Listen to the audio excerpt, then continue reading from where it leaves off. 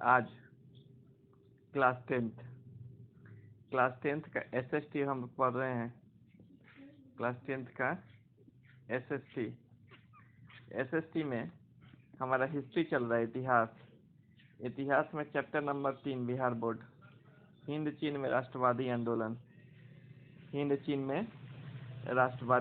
आंदोलन। तो ये देखिए पूरे विश्व का मैप है, जहाँ पर ये अमेरिका है, ये क्या है, अमेरिका, उत्तरी अमेरिका, और ये दक्षिणी अमेरिका है, और ये अफ्रीका है, और ये है इंडिया, और यही इलाका जो है इतना दूर, यही हिंद चीन का इलाका है। हिंद चीन का इलाका जो है वह इंडिया और चाइना के बीच का इलाका है। इसको ध्यान से देखेंगे, अगर इस इलाका के लिए अब हम ध्यान से देखने की बात करें तो इसका फोटो देते हैं आपको। ये देखिए, ये इंडिया हो गया और ये हो गया चाइना। तो इंडिया और चाइना के बीच का जो इलाका है, जिसमें कंबोडिया है यहाँ, और ये वियतनाम है, और ये लाओस है, यह है थाईलैंड। तो यही 4 देश जो हैं हिंद चीन के इलाके में मुख्यतः आते हैं, जिसमें कंबोडिया हो गया,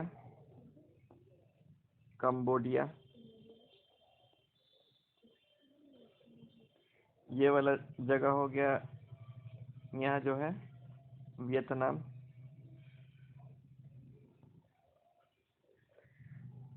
और ये वाला इलाका है लाओस।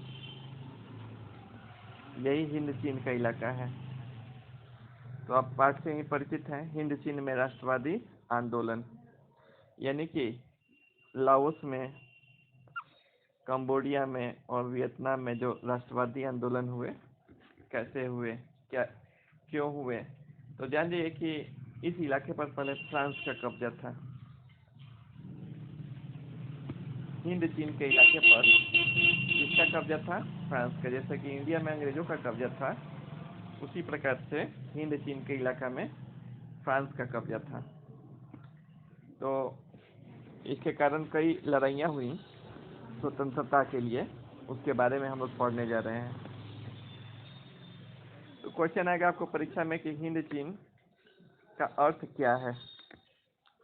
हिंद चीन का अर्थ क्या है? तो आप कह सकते हैं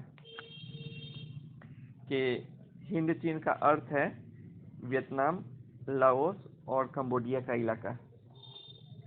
तो हिंद चीन में कौन कौन से इलाके आते हैं? तो वियतनाम देश आता है, लाओस आता है, और कंबोडिया आता है। और ये 2.8 लाख वर्ग किलोमीटर में फैला हुआ इलाका है। जो भारत और चाइना के बीच का ये इलाका है, वो 2.8 लाख वर्ग किलोमीटर में फैला हुआ इलाका है।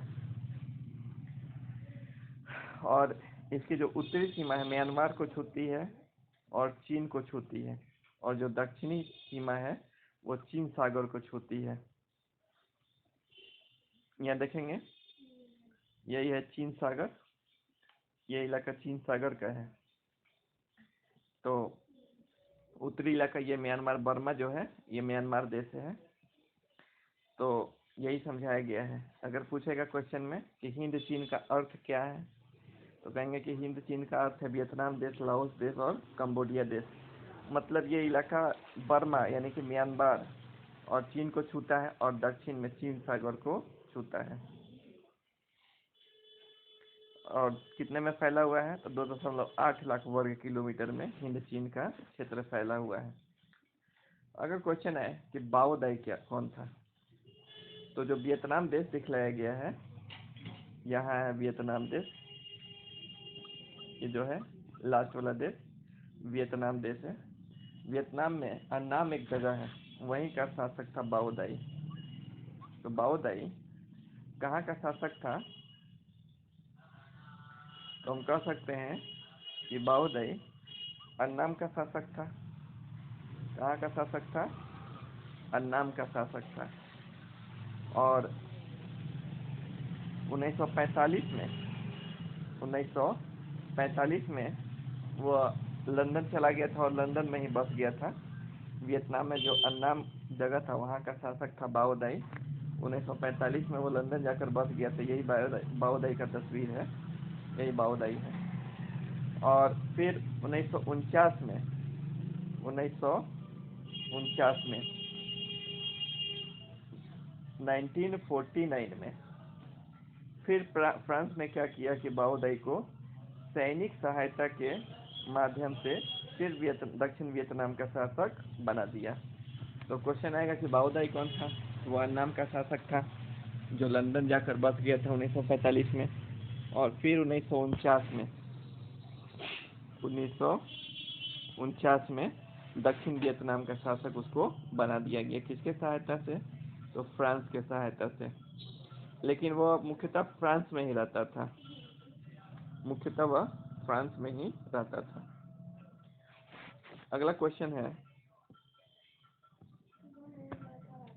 कि माई ली गांव की घटना क्या है। आपको बताया गया है कि हिंद चीन में लाओस है, वियतनाम है और कंबोडिया है। कौन कौन है?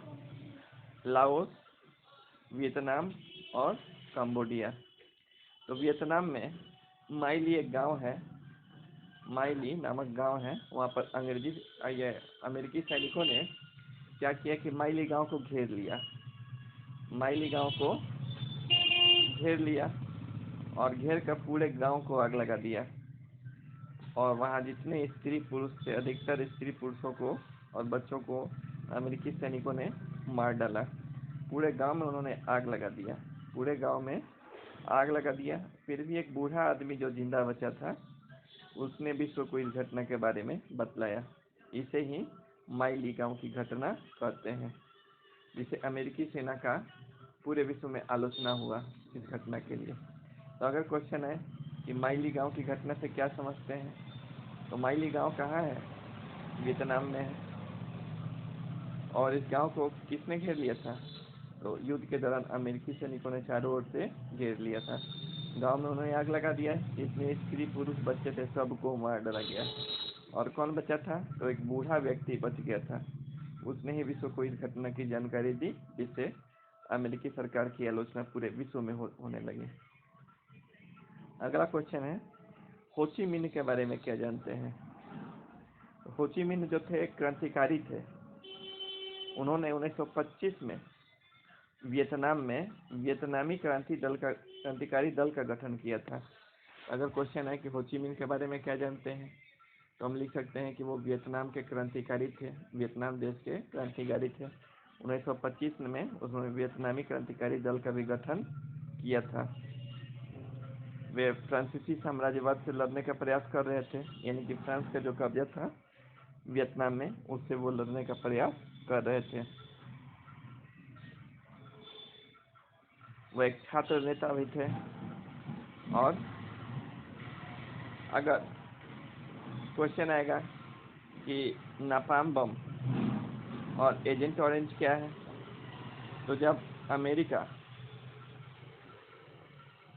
हिंद चीन के क्षेत्र में आया लड़ने के लिए, तो उसने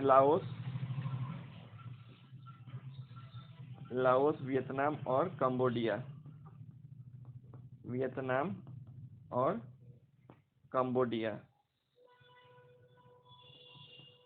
इन तीनों देशों पर अमेरिका ने नापाम बम गिराए और एजेंट ऑरेंज गिराए। हवाई जहाज से ये बम गिराए जाते थे। तो ये रासायनिक हथियार थे। ये क्या थे? नापाम बम और एजेंट ऑरेंज, ये रासायनिक हथियार थे।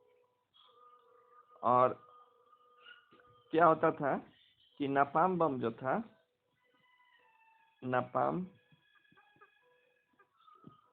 बम ये त्वचा से चिपक जाता था और जलने लगता था। किससे चिपक जाता था? त्वचा से चिपक जाता था और जलने लगता था। इससे हजारों वियतनामी सैनिकों की मौत हो गई थी। इसका इस्तेमाल कब किया गया? 1969 में 1969 में किसके द्वारा किया गया? तो अमेरिका के द्वारा किया गया। कंबोडिया, वियतनाम, लाओस के इलाकों में अमेरिका ने नापाम बम गिराया और इससे 40,000 एकड़ में लगे रबर के वृक्ष भी समाप्त हो गए थे, जलकर नष्ट हो गए थे, क्योंकि ये एक ऐसा बम था जो चिपक कर जलने लगता था, चाहे वृक्ष हो चाहे व्यक्ति हो। और एजेंट ऑरेंज क्या था?